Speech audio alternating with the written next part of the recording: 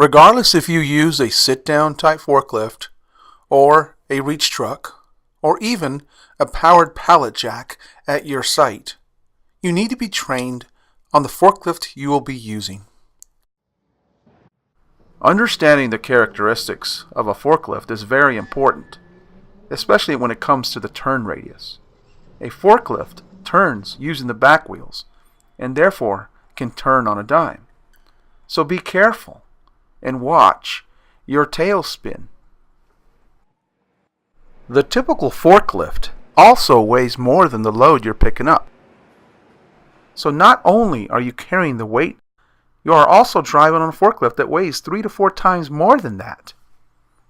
OSHA requires that you be able to see through the overhead guard. It is there to protect you. Don't put covers or shades on top, unless again you're able to see through them. Imagine if this operator has to lean his head outside the protective frame of his forklift.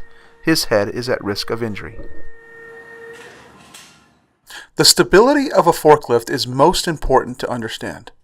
All types of forklifts have the same fundamental concept of stability, but let's use an example illustration of a typical sit-down forklift to help you understand it better.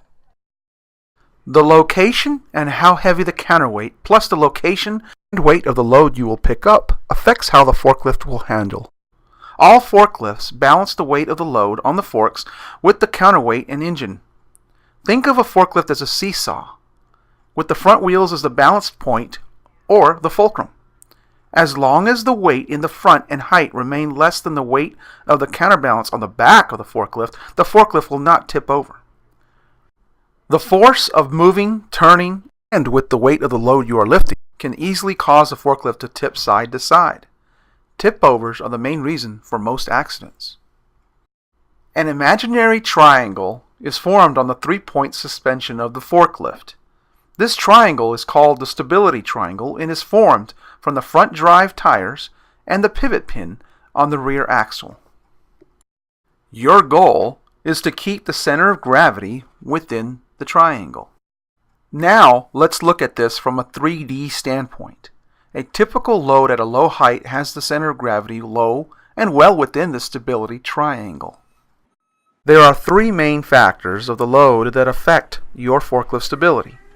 Load weight, load balance, which affects the side-to-side forces, and load height.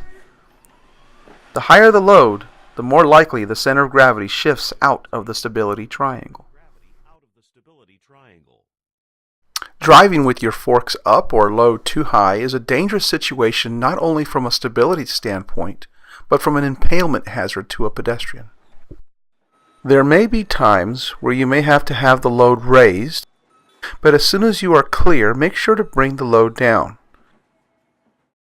Keeping your forks or the load as low to the ground as possible will keep that center of gravity in the stability triangle. Because stability is important, understand your data plate, which lists the weight of your forklift and the lifting capacity. Typically, lifting a pallet of materials beyond the capacity is not an issue at express freight handlers. For a typical stand-up reach truck, this forklift weighs almost 10,000 pounds, but can only pick up 3,000. Whereas this pallet jack weighs only 3,000 pounds and can pick up twice that amount at 6,000. This is because a pallet jack has limited lifting height. Therefore, you should be familiar with the weight of the stack you will pick up so that you are not going beyond the capacity. If you pick up 2 stacks at once, be sure the combined weights are below that limit. If you are unsure, ask your supervisor. Momentum affects stability of the forklift when it is moving. Acceleration will move the center of gravity towards the back, while braking will cause it to go towards the front or toward the load you are picking up. Turning will cause the center of gravity to the outside of the turn as well. The faster the turn, the more the center of gravity will move outside the stability triangle. Remember that your forklift was designed to travel with heavy loads. An unloaded forklift has the potential to tip more so when you turn because of the extreme weight of the counterbalance weight in the back and nothing to counter it in the front. Safe speed and turning is just as important with an unloaded forklift as it is with one that is loaded.